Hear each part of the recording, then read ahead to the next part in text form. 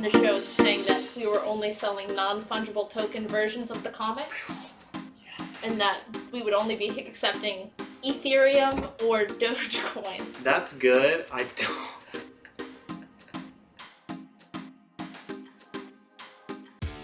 And my boy, John Walker, making his MCU debut this week. this week. This Falcon and Winter Soldier this week. Falcon and Winter I am so excited to see Flag Smasher, the anarchist villain. I'm sure that's going to be handled very well. Very, with so much nuance. Very tasteful. Yes. Accurate. Accurate. You're gonna know what they're talking about. It's going to be good. I'm very awesome. excited. Flag Smasher and US Agent.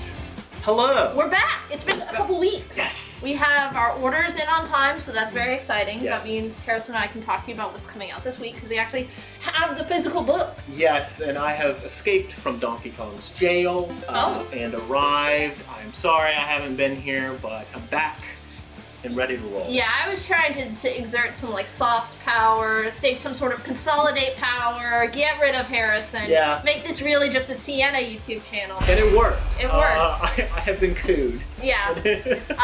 Harrison got some CIA backing and he's back. I'm back with the money. I am the money. And you know what else is money this week, Sienna? And in the best transition I'm ever gonna do, Superman Red and Blue. We're gonna start I'm so out with excited. DC. Yeah. It's awesome. I had the chance to read it last night. You got a great Gary Frank cover, Lieber Mayhem, and then Reese. She's doing the Harley Quinn team variant. Yes. And that artist. Our good man Brockton will fill We're in gonna the put that blank in there. that little there. I'm your This dog. is basically like Batman Black and White, right? Exactly. Except with So red spot and color. blue. Exactly. But the really creative spot color. Yeah. Like several of the artists really spread it out and do just an amazing job of telling short, concise Superman stories in a really interesting style. And you get multiple creators on these, right? Exactly. So it's a really cool like little tasting plate. Exactly, yeah. You got John Ridley, Clayton Henry, Brandon Easton, Steve Lieber, Wes Craig, Dan Waters, Marguerite Bennett, Jill Thompson and Jill doing some Thompson. interior art. Yeah. Love that. So I mean, what I love about these series, both Batman and this one, and Wonder Woman coming up, Gold Very and Black, excited. is that it gives people that really do mostly covers now a chance to do interior. Yeah. And it's just delightful. Great little sampler platter there. Superman. For me, we got some of these new Infinite Frontier titles coming out. This is Nightwing 78. This is the start of a new story arc, new storyline, written by Tom Taylor. You know him from Deceased, you know him from Injustice, and now he's taken on Dick Grayson.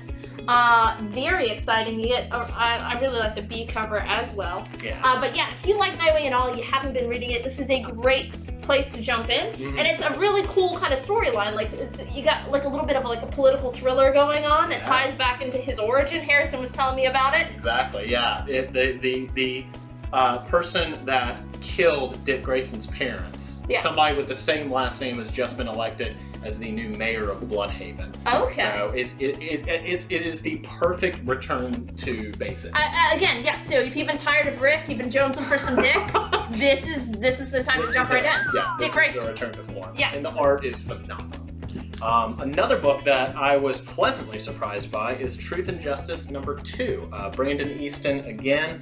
A really interesting story about Superman just trying to. What do you do if it is the system itself that is oppressing you? You can't punch it. Exactly. You Right. can't punch it. No amount of flying, for all your super strength and speed and what else.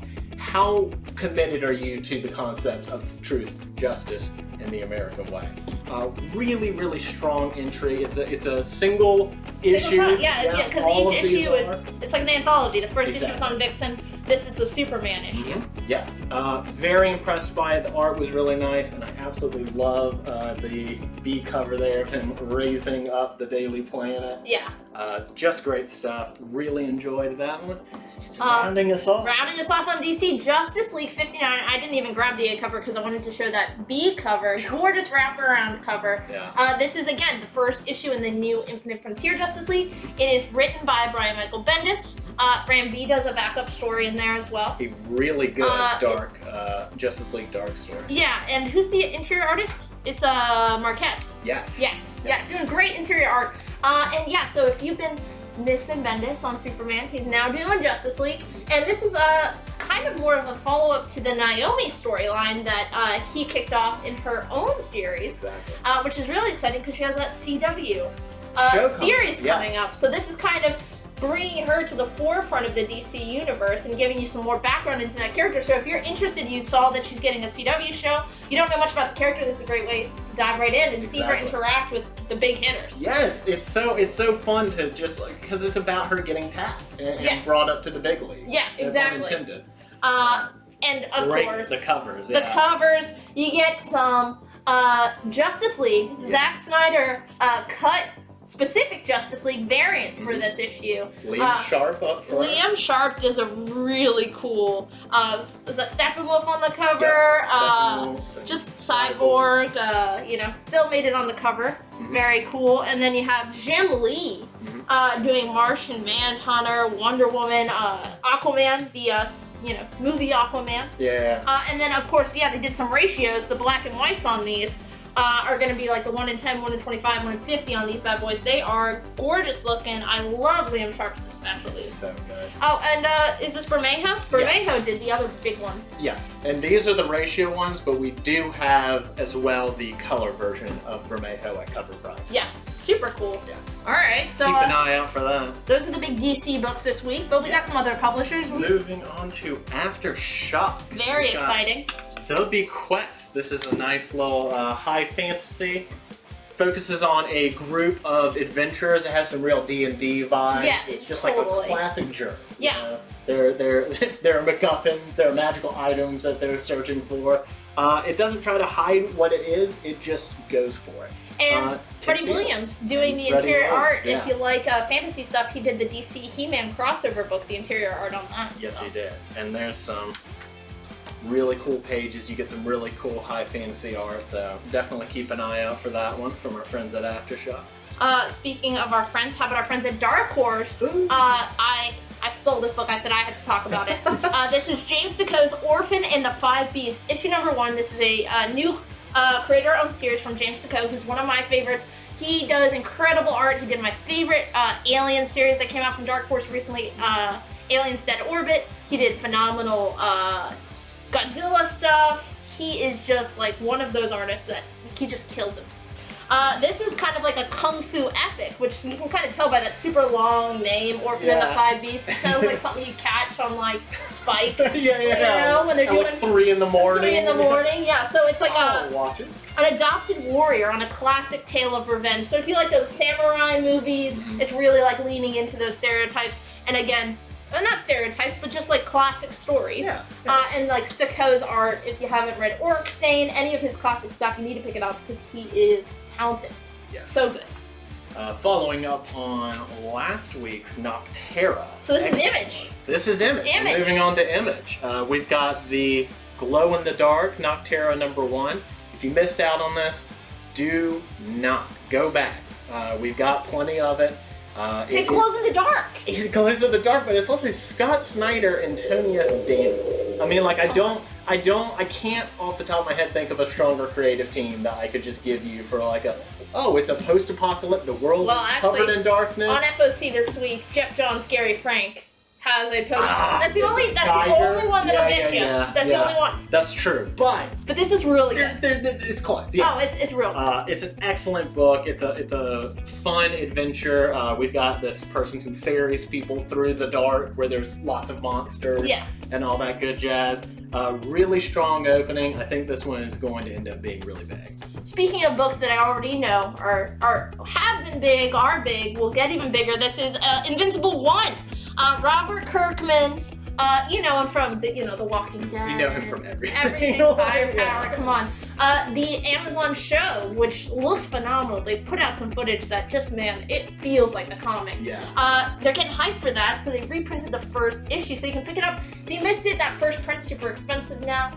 Hard to find too, and maybe you just haven't read it. It is a great, basically coming-of-age teenage superhero story with a killer twist. Don't let anyone spoil it for you because it is just comics at its best. If you haven't read it, please read this. Jeremy Tarney from the Ultimate Comics Live show will He will be reach very upset if you don't. through the screen and force you to read it. Yes, that's how good it is. That's how good it is, exactly. Speaking of big things this week. Big? No, it's Ultra Mega! A lot of people, yeah, we have been waiting for this one for a while. It's Ultraman. They can't say it, but we can. Yeah, It's just, I mean, it is. Marvel snipers, on the roof. Like, what the fuck did you say? They're like, we have a go. It's just violent Ultraman. It's just like, what if Ultraman had more adult sensibilities of this guy who becomes massive and fights kaiju? And this is a square-bound, like, prestige format, big chunker of a book. And man, Dave Stewart's art looks incredible. It does. And I mean, Heron taking on the penciling, inking duties. Dave Stewart just does the covers. James Heron is writing and doing the art. And I mean, they complement each other so well. Some awesome covers. This is the Heron cover. We've got my personal favorite, his Trad Moore. Yep, there's the B. Then we've got, now which one of these? That's the 1 in 5. This is the 1 in 5. Interesting technique, 1 in 5. Yeah, exactly. Don't get many of those. And the 1 in 15? Or is 1 in 10. 1 in 10 is a black and white of the A cover. Definitely check this book out, especially if you are just hankering for some more Ultraman, or if you just want Ultraman with a little bit more blood. A little bit more, This is for you. The rated R. Yeah, exactly. So you got Ultraman, then we got like Power Rangers. It's the second issue of Radiant Black from Kyle Higgins.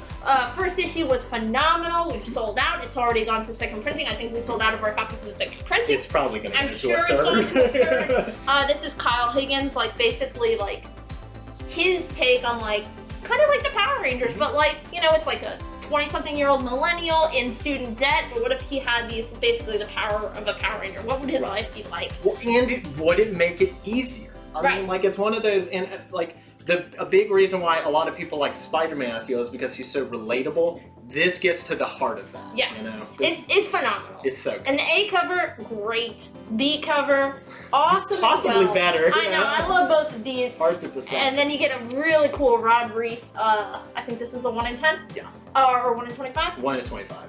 It is gorgeous. He's doing the interior art in New Mutants, and he just killed it on his cover. Yeah. That's it for Image. That's it for Image. Moving on to IDW. We actually just this week ran out of we still have a few first prints of Last Ronin #1, but none of the later prints. So if you're thinking, I want to still read it, but I don't want to spend, the money. We got you. It is Last Ronin, the director's cut #1. It is the full story in there from #1. You know it, you love it, and then you get backup. Almost half of the book is just like the story about how it came together. Script notes. Yep. You've got art. Layouts. You've got finish art. You've got notes in the margin from Kevin Easton himself. This is just such a cool book. So yeah, if you picked it up, you need this too. Yes, it is definitely more to warrant the existence of a director's cut. It includes just a great amount of back matter that anybody who's been enjoying this, don't miss this. And even if you've got the #1, this is super fun. And a blue line Kevin Eastman sketch cover. I mean, come on. You can't oversell this book. Exactly. It'll sell itself. From our friends at Boom Studios, we have a new issue #1. This is Jim Henson. Let me get the A cover here. By Peach Momoko. You know her, you love her. This is Jim Henson, the storyteller, Tricksters *1. Now this is cool because it gets into mythology, specifically African mythology, that has been dealt with in American Gods. If you loved Steve Orlando's Anansi character in American Gods, sad that he's not in there anymore. This is about the spider trickster Anansi. So if you dig American Gods, or you just dig mythology and you want to get some stuff, the World Weaver. Yes. Yeah. But with like the sensibility of like Jim Henson, those Jim Henson stories like Witches, those 4-issue minis. The Storyteller series has been awesome for just those bite-sized stories. So you get a Peach Momoko on that #1, or you get this really nice B cover. These are the nice card stock. I would definitely check it out. It looks like a lot of fun, and I'm always into like mythology stuff like that, stories that I'm not super familiar with, where we all know the Greek gods. But check this one out. Yeah, definitely worth getting into.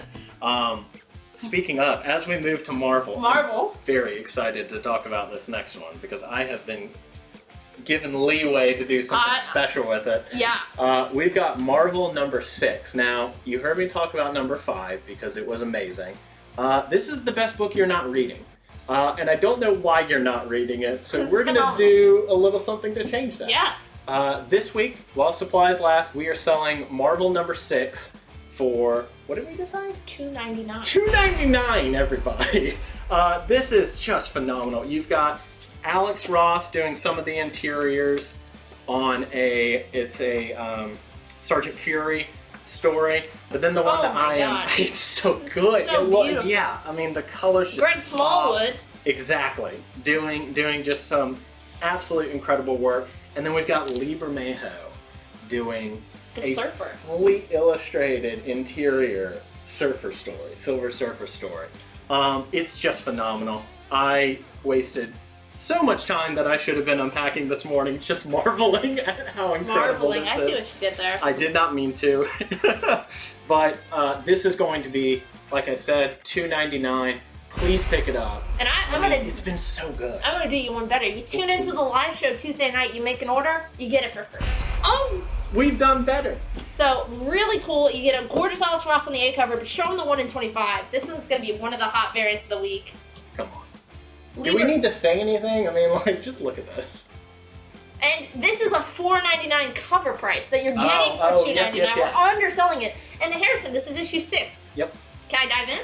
You absolutely can. That's the best part about Marvel is that it's Alex Ross's curated short story anthology. You can at any point just jump in with a base understanding of the Marvel Universe and you will be delighted and thrilled. If this doesn't sell you, I really don't know. Alex Ross, Kurt Busiek, Greg Smallwood, Lee Bermejo. $5 cover price. You're getting it for $3, or you're getting it for free if you buy one thing on the live show Tuesday night. Just one thing. One thing. One thing. And man, yeah, that ratio, that's a hot 1 in 25. That is going to be the book to get this week. Look at it. We ordered up on this because we know, one, this is a great book. 2, I mean, come on, that cover's incredible. Can't wait. And I can't wait for you to read it and tell me about it.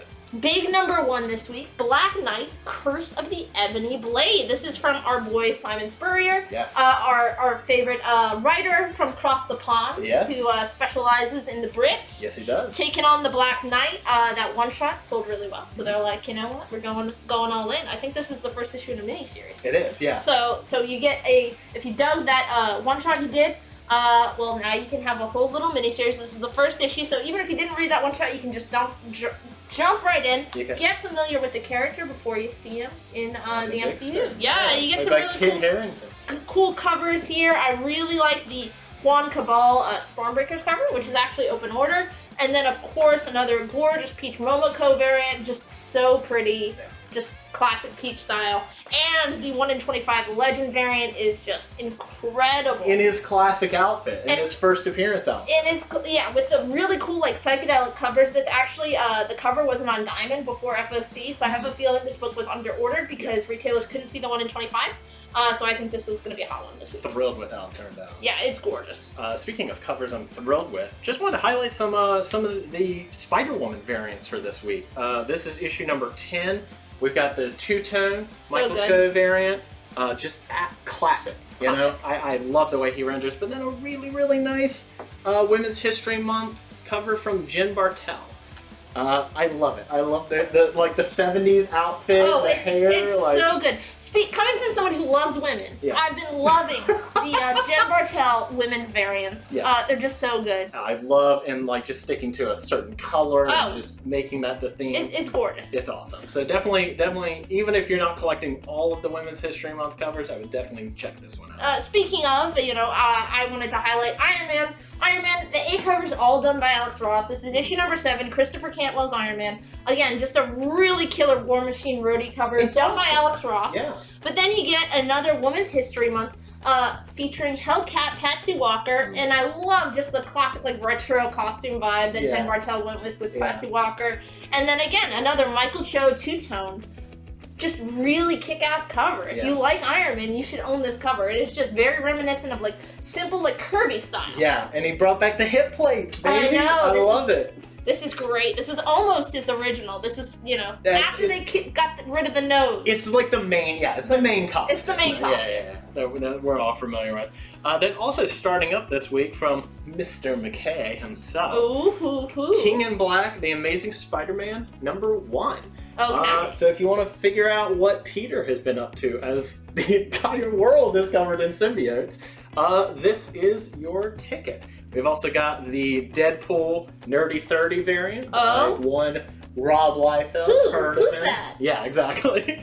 And then we've also got the C cover, which is also very nice. You've got a little symbiote dragon about to pop up on Peter, which Spider-Sense doesn't work on the symbiote. Aha! He's about to get got.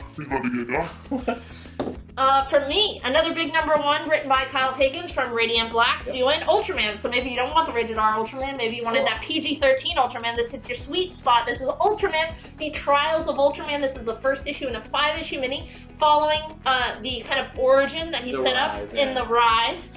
This looks like it's more action. It's all action. It's all action. He had that 5-issue mini, you set him up, you get his origin, you kind of see him come into his own as Ultraman. Now you get to see him punch the crap out of some kaiju. So just really good. A lot of great covers of just Ultraman doing what he does. Wrecking buildings and, saving Japan. Come on, Peach Momoko does a great cover. Honestly, someone needs to get this as a tattoo. You can do a whole Peach Momoko sleeve. These are incredible. True. That would make a great tattoo. It's very simplistic in its design. I love that background. It's just gorgeous. And I love this cover. This is also an open order cover. It's cover price. It's a big issue, but it's just $4.99. And then you get the really fun 1 in 10. This is a 1 in 10 ratio variant, featuring stills from the TV show. So if you like the classic campy Ultraman, you can have this. You better. Or else. And then of course, Art Adams does the 1 in 25, just killer kaiju. He does Godzilla, kaiju monsters just incredibly well. He does. And this is a really awesome 1 in 25 variant you can pick up. I'm excited to see why Pidgeymon is huge now. And alive. Then I'm gonna round out my Marvel and our little spiel all together with Thor #13, wrapping up the Prey storyline. Donny Cates. Return of Donald Blake. Yeah, Donny Cates doing Donnie. Yeah. This has been an excellent run. If you have read any of it, you know this already. But we've got some particularly cool covers this week as well. Again, two-tone, so good. Michael Cho. He just he just captures the Silver Age better than anyone probably since New Frontier. Darwin Cook. Yeah, absolutely. He just captures it incredibly. The simplicity, but I also just love the bold lines. Yeah. Not to be outdone by Mr. Klein himself. Doing that 1 in 25. Look at that. Look at that. I love this. It's a really good cover. Holding himself from the future.